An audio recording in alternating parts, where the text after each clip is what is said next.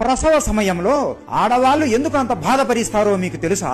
ఒక ఊరిలో ఒక రైతు దగ్గర ఒక ఆవు ఉండేది. ఆ ఆవు ప్రతిరోజు చాలా ఎక్కువ పాలు ఇచ్చేది. ఆ పాలని అమ్ముతూ ఆ రైతు ఎంతో ధనవంతుడైపోతాడు. ఆ రైతు ఎంతో ప్రేమగా ఆ ఆవును చూసుకునేవాడు. కానీ ఒకరోజు ఆ ఆవు పాలు ఇవ్వడం ఆపేసింది. ఆ రైతు ఎంత ప్రయత్నించినా ఆ ఆవు నుండి ఒక్క చుక్క కూడా పాలు రావు. కోపంతో ఆ రైతు ఆవును కొట్టి ప్రతిరోజు హింసించేవాడు. ఒకరోజు ఆవును కొట్టి అతనే విసిగిపోయి ఆ ఆవుని తరిమేస్తాడు. ఆ ఆవు బాధపడుతూ ఏడుస్తూ, భగవంతుడా, నువ్వు ఈ మనుషులకి ఇంత అహంకారము, ఇంత కఠినమైన మనసు ఎందుకు ఇచ్చావు? నేను ఇన్ని రోజులు పాలు ఇచ్చాను అని ప్రేమగా చూసుకున్నాడు. ఇప్పుడు నేను గర్భవతిని అని పాలు ఇవ్వలేకపోయాను. ఆ మాత్రం అతను తెలుసుకోలేక పాలు ఇవ్వట్లేదు అని నన్ను కొట్టి తరిమేశాడు. ఇప్పుడు నేను ఏం చేయాలి అని బాధపడుతూ అడవిలోనే తిరుగుతూ ఉంటుంది. కొన్ని నెలల తర్వాత ఆ ఆవు ఒక దూడకి జన్మనిచ్చింది. ఆ సమయంలోనే అప్పుడే అక్కడికి ఒక యువరాణి వేటకు వచ్చింది. అప్పుడు ఆవు ఆ యువరాణితో,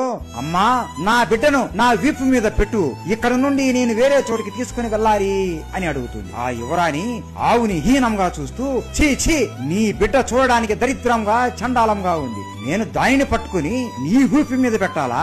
బ్రతికితే బ్రతుకు, లేదంటే చావు అని అవమానిస్తుంది. ఇది విని ఆ ఆవుకి ఎంతో బాధ వేస్తుంది. తన బిడ్డని చూసుకుని ఎంతో బాధపడుతుంది. ఆవు కోపం